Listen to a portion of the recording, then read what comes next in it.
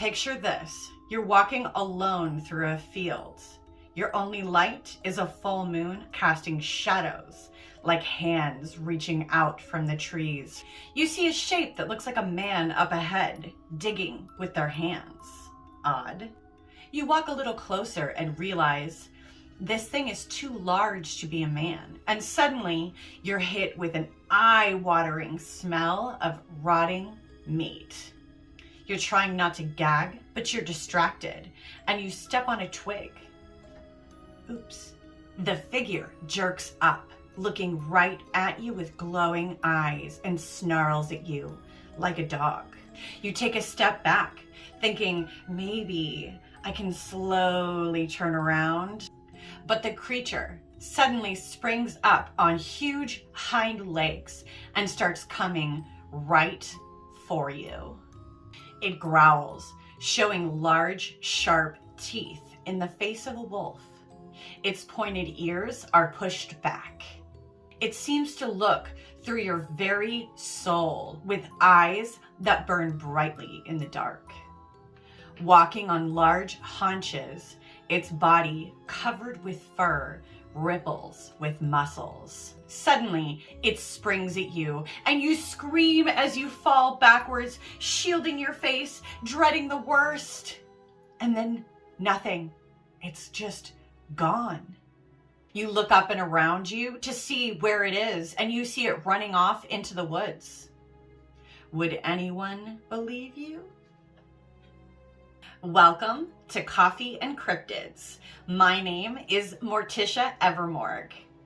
Every week I post a new story about a cryptid while I drink coffee because I'm obsessed with coffee and cryptids are utterly fascinating creatures.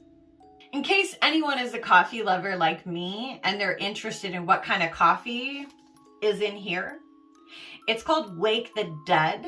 It's a high caffeine content coffee from a little tiny coffee roasting company in Eastern Kentucky called Kentucky Mountain Coffee.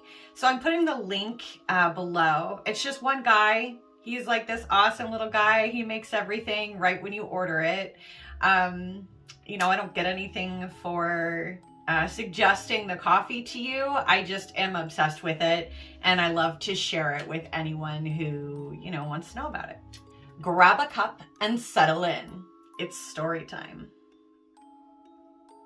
The year is 1936. Just outside of Jefferson, Wisconsin, stands an old convent turned school.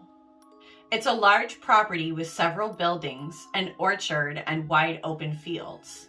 In these fields happen to be several Native American burial grounds that are preserved. Mark Shackleman is the night watchman for the school, and he walks the grounds every night. Around midnight, Mark is crossing through the fields when he sees a shadow. Squinting at the shadow, he sees a hunched form on all fours digging at one of these mounds. He thought it was digging like a dog or even a wolf, but as he got a little closer to it, he could see that it was way too large to be either of these. Suddenly, it looked at him and stood up.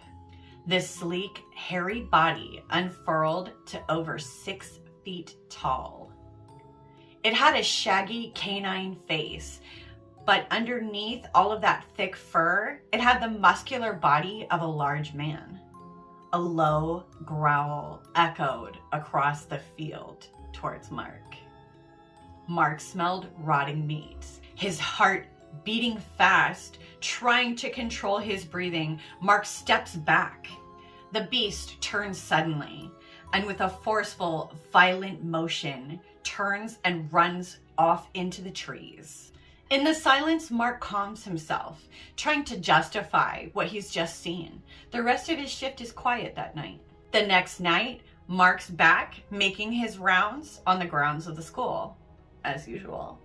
When Mark gets to the fields, he sees the shadow again, digging at the same burial mound he saw it the night before. But this time, Mark's ready. He's got his flashlight in his hand, and he's moving slowly and quietly. The beast senses Mark anyway and stands up, looking right at him. its mouth open in a snarl, showing large fangs. Oh my. The beast is growling at Mark, almost as if it's trying to communicate with him in some sort of speech that's half human and half canine. Mark stands his ground, staring right at the beast. Again, the beast turns and runs off into the woods. The beast's horrendous growl, as if it were trying to talk to Mark, has haunted him for the rest of his life.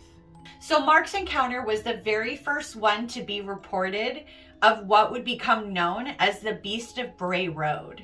It wasn't seen or heard of again for nearly 50 years until it showed up on Bray Road and started terrorizing the residents in and around Elkhorn, Wisconsin. Kind of sounds like a werewolf to me.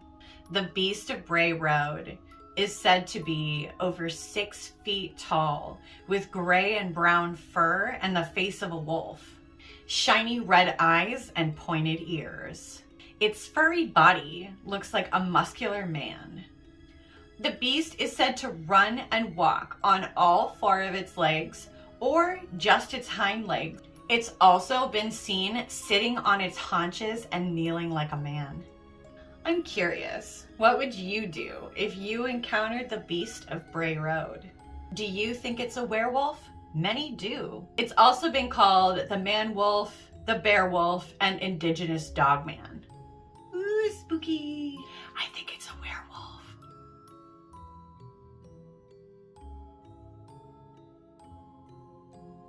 Thank you for watching. My name is Morticia Evermorg, and this is Coffee and Cryptids.